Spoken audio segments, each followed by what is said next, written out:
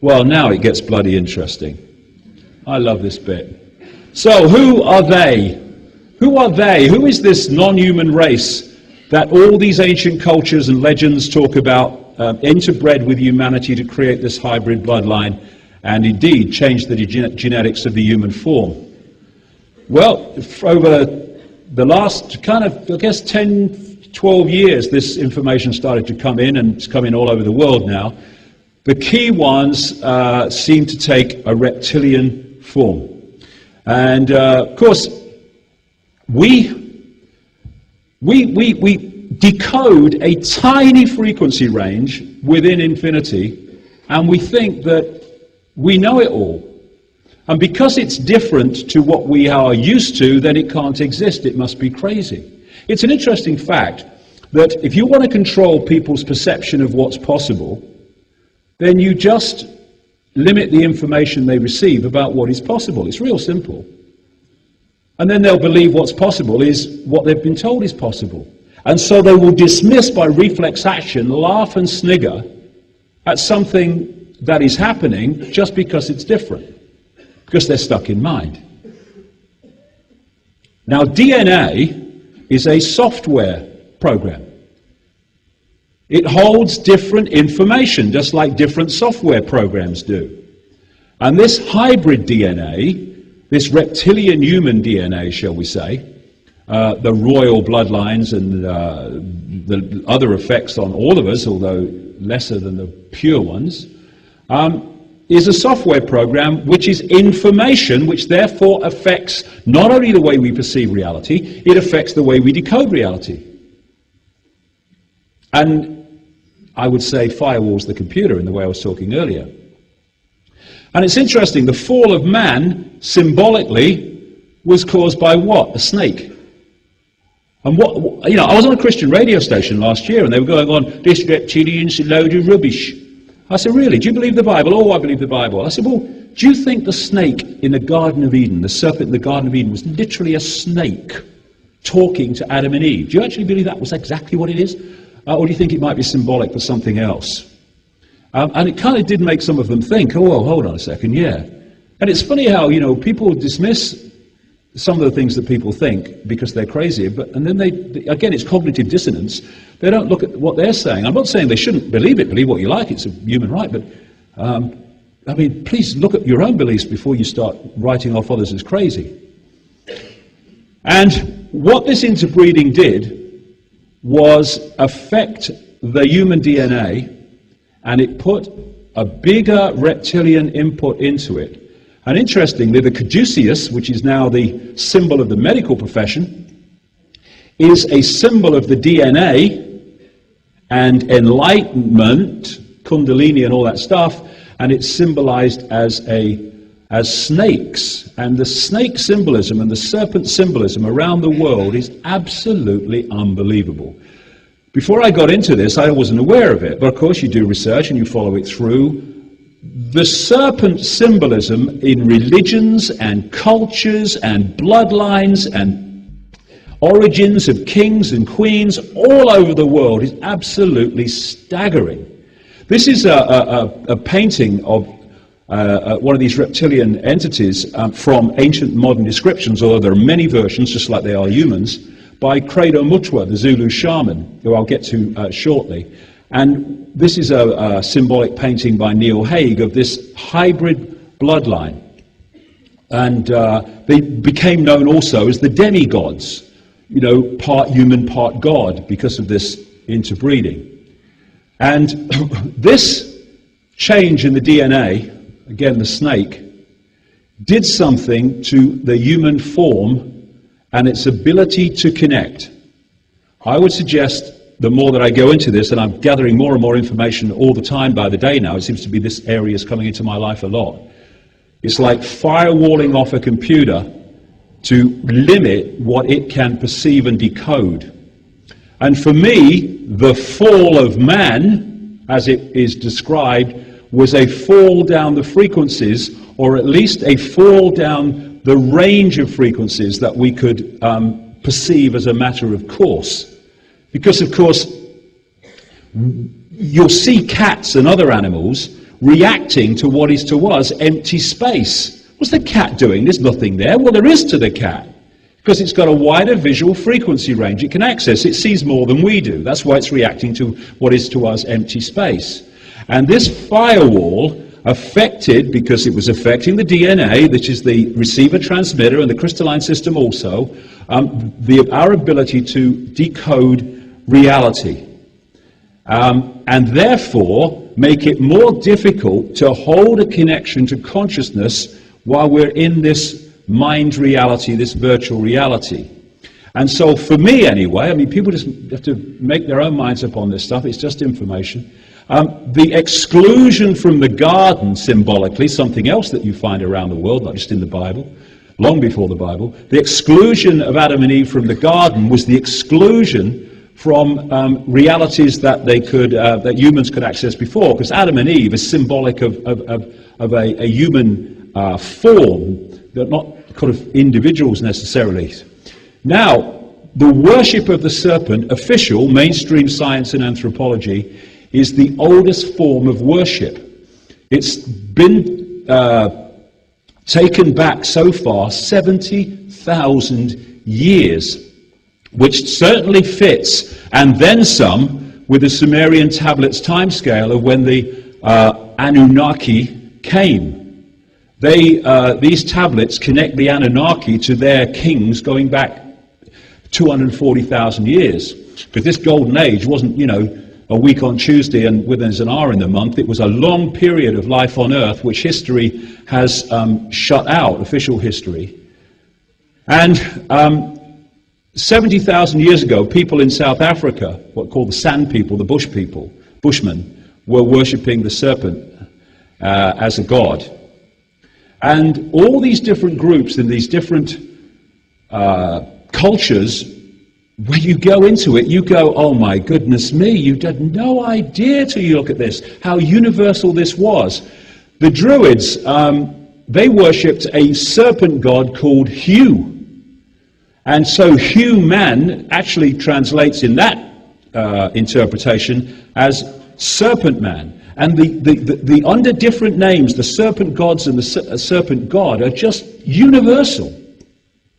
Now in the same area where Sumer, this very advanced civilization, appeared around 4000 BC, something like that, through to 2000 BC around then. Before that, in the same area of Mesopotamia, was something called the Ubaid people, the Ubaid culture. And in their graves have been found these serpent images of their gods, and Many of them are holding babies, like the mother and child, which will become maybe interesting later on. It's also interesting that these reptilian gods were supposed to have elongated skulls. And again, as seen in that image from the Ubaid period, thousands and thousands of years BC. And there have been skulls found that have this incredible elongated skull.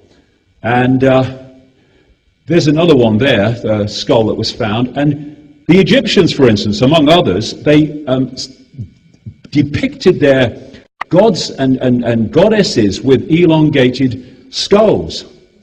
Now, of course, there are people, again, another one, with the big hats, the high hats, the elongated skull that you see so often in Egypt.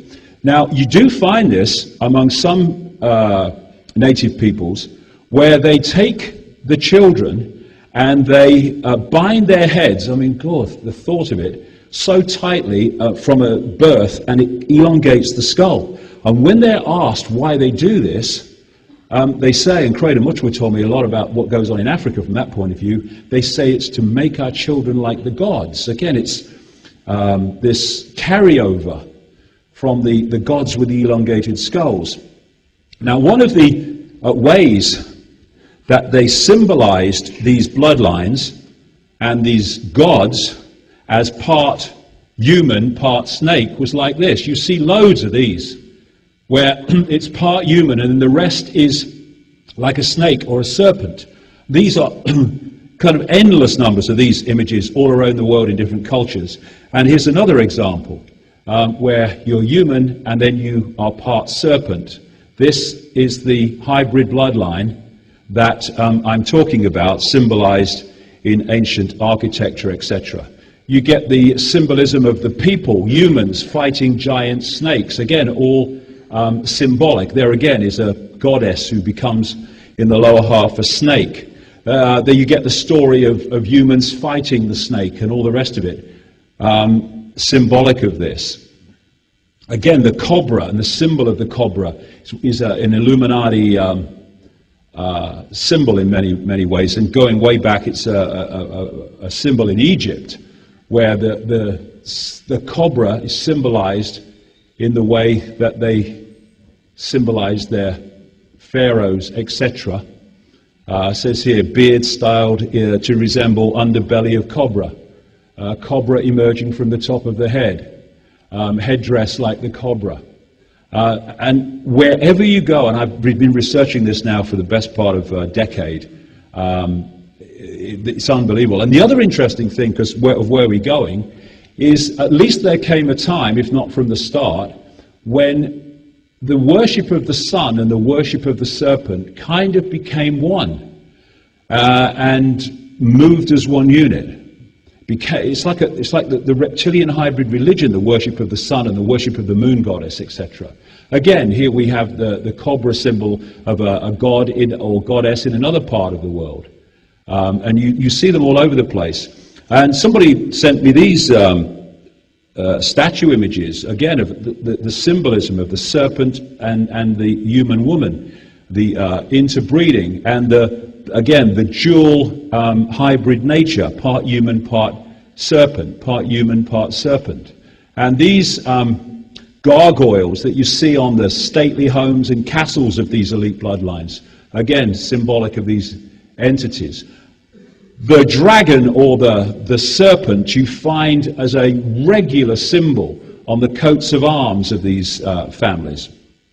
The crest of the City of London. By City of London, I mean the financial district of London, the original London before it became the great sprawl it is today.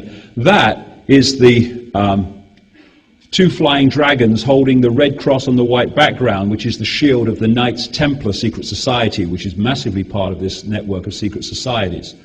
It's a closer look at it. When you go into the City of London, you pass these flying reptiles on both sides of the road holding those shields. At the point where the City of London meets something called the Temple, and it's called the Temple in London because it's named after the Knights Templar Temple, where those two very important areas of London meet in terms of global control and manipulation, you have this big reptile in the middle of the road at a place known as Temple Bar.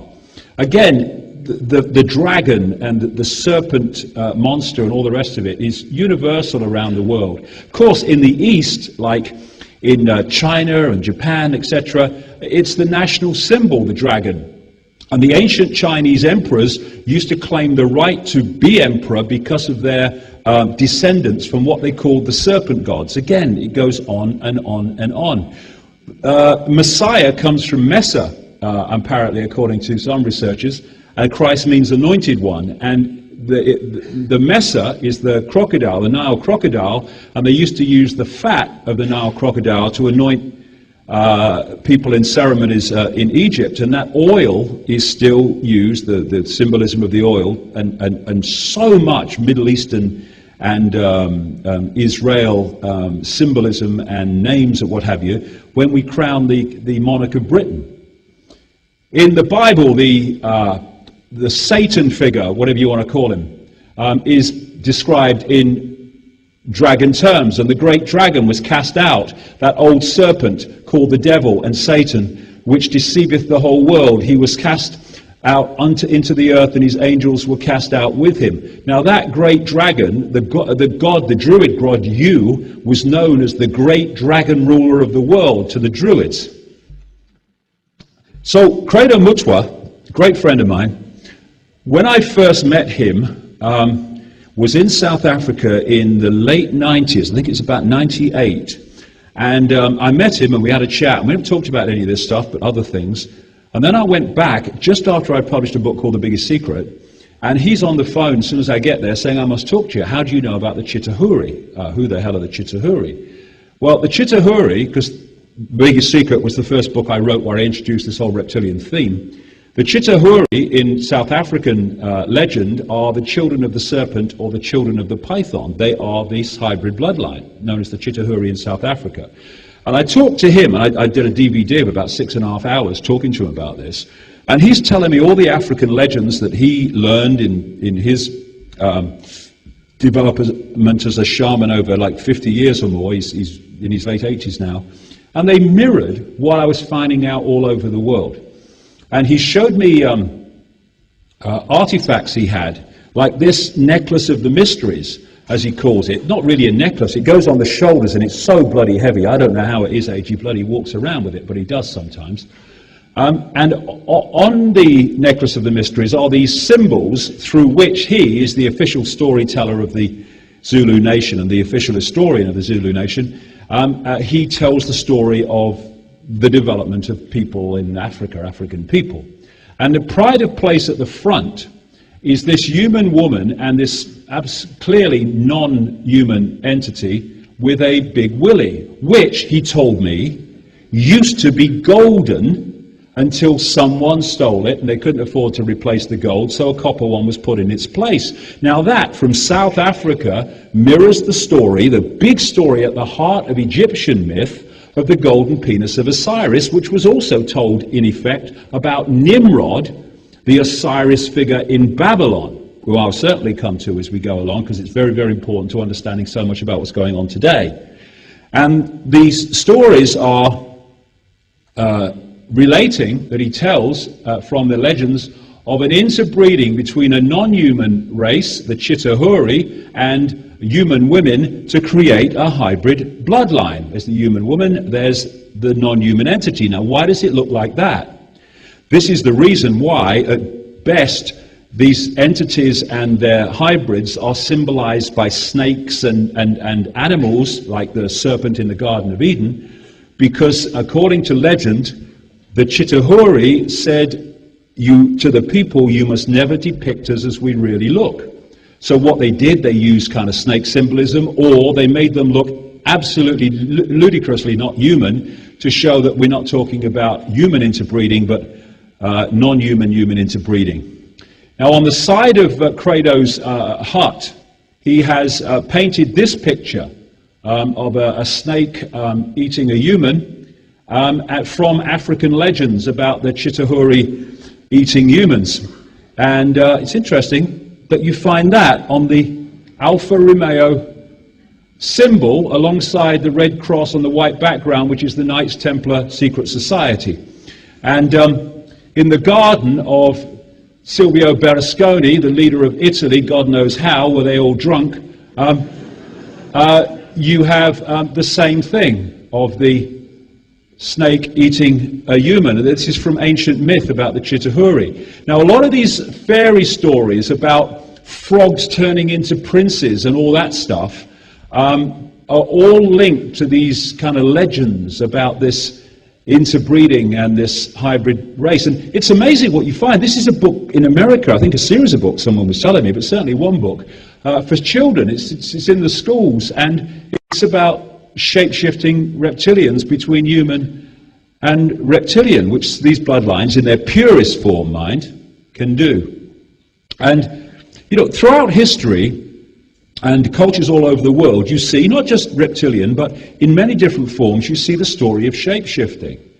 Now, when I started meeting people all over the world, I mean, I don't go looking for this, but I started meeting people from about 96, 97, who all over the world who were telling me stories about how they'd experienced seeing someone who looked human and turning into a reptilian figure and then going back again. And you think, hold on, when you hear one or two, you go, ooh, not sure about that. So you stick it on the back burner, and as I do, and I wait and see where it goes. Well, where it went was loads of other stories around the world of the same thing. Now, this is why the first part of today was so important, because if we don't understand the nature of reality and its illusory physicality, then, you know, people say, you can't go from physical body to physical body and back again. No, you can't. I absolutely agree with you. But that's not what happens. The only place the shapeshift happens is in your head, in the decoding system. When you have an energy field shift, then you are decoding an energy field like, you know, the energy form into the holographic form, and then when that energy field shifts, which is not solid, it's movable because it's energy, then you start to decode a different form of that energy. And to your perception, you see a apparently solid body human, then you see it reptilian, sometimes other forms as well, and then you see it human again. And of course, without understanding the nature of reality, you go, that's impossible. No, it's not. It's all gone on in your head. It's just like flicking a television channel zapper button from one to another. Now, oh, hey, that's kind of relevant, isn't it? She should come up. I'm not getting a knighthood, by the way, in Britain. I think it's when I said she was a Satanist, a shape-shifted reptilian. I think that cost me in the end. I'm not sure.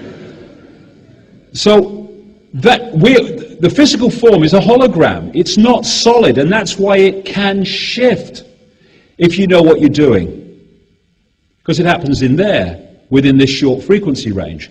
So these entities, these reptilian entities, appear to exist just outside, as a matter of course, outside of visible light. So in the natural course of events, what we're decoding is that which exists within visible light. So we see humans everywhere. But just outside of visible light are entities that are anything but human. And this is where we see ghostly figures too. The reason a ghost looks ethereal rather than solid is it's not quite on the same frequency that we are. So when you get two radio stations that are not quite on the dial, you don't get sharp reception, you get what we call interference. This is a visual version of interference. And if we were on the same wavelength as the, quote, ghost, it would look as solid as you and me do. But because it's not, it looks ethereal. And this is a thing that has been a constant theme through this period since this subject entered my life. And that is psychic people whose visual acuity is outside the norm, who've told me how they've seen reptilian-type, ethereal-type entities connected to people in human form through these lower two vortex points, what we call chakra points.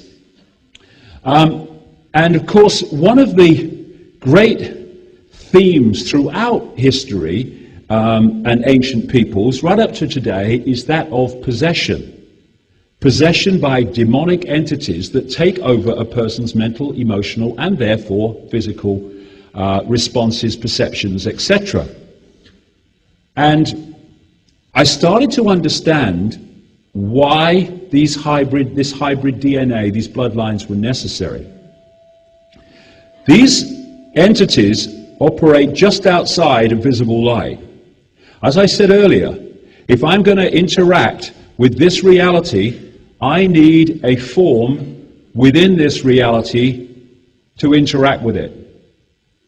So what they've done is created hybrid bloodlines which have a vibrational resonance because of the genetic makeup to these entities, which means they can make a vibrational possession with these particular bloodlines much more powerfully than they can with the general population, which all of us have tremendous reptilian genetics, I'll get to in a minute, but these bloodlines are and then some. And so this seems to be the game. You use your secret society network to manipulate these hybrid bloodlines into power, and as they go into power, what's really going into power is the entity possessing the physical body. But because we're only decoding reality within the visible light spectrum, when we look at these people, we see physical bodies. We see human George Bush. We see human Queen of England. But if you could just tease out, just beyond visible light, you would see overshadowing these people something very, very, anything but human. And so these people are that end up in these positions of power, or a lot of them anyway, are vehicles. And so these are what I call come and go politicians who just come and go and all the rest of it. But all they are vehicles to allow these entities to manipulate this reality through their outer vehicle. So you have the politicians in the dark suits, then you have the shadow people, the advisors and all those people that have the real power in human form. And then you have behind them these entities that operate just outside of visible light and possess these entities and control their mental and emotional processes. And one important thing to stress, which will make a lot of sense of the world, is that one key aspect of this hybrid DNA, this pure one, this one that's more reptilian than general population, is that they don't have the most important balancer of behavior, and that is empathy. If I have empathy with someone who's going to suffer the consequences of my actions, that empathy stops me taking those actions.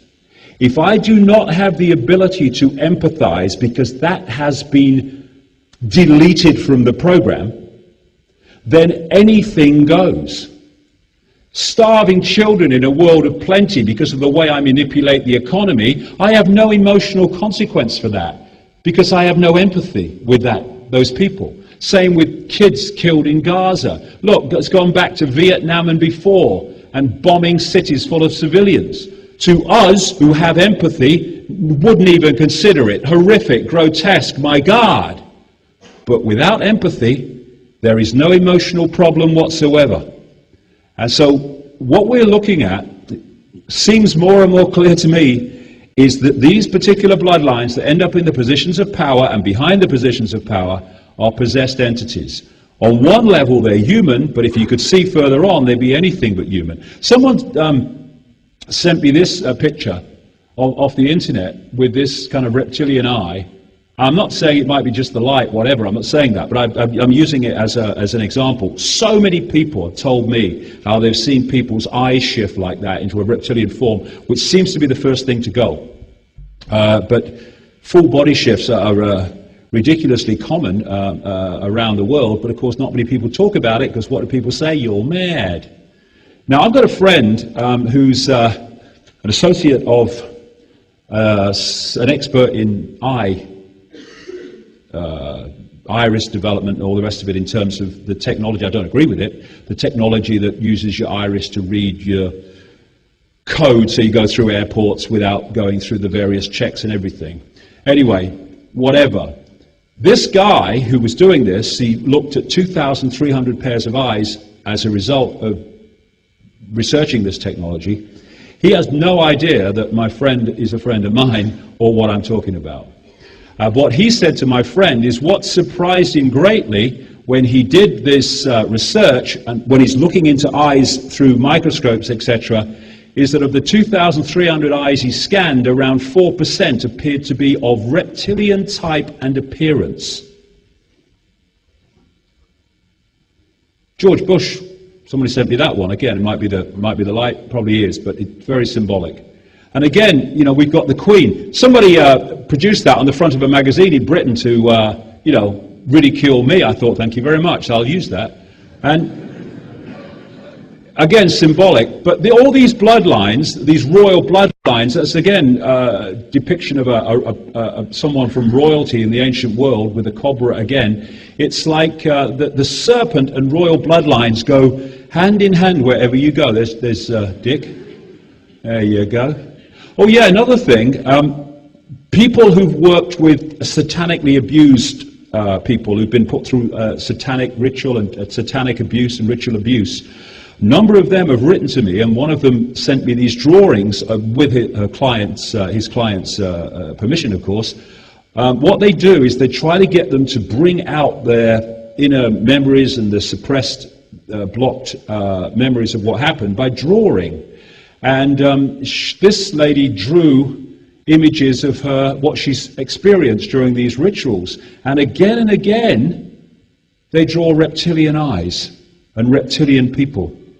And again, the idea of possession, and often possession by reptilian entities, goes way, way, way back. Because the DNA is a software program, and the idea is to hold that software program by only interbreeding with your own kind. This is where this obsession with elite bloodlines and royal and aristocratic bloodlines, and now the elite business and banking families, interbreeding with each other.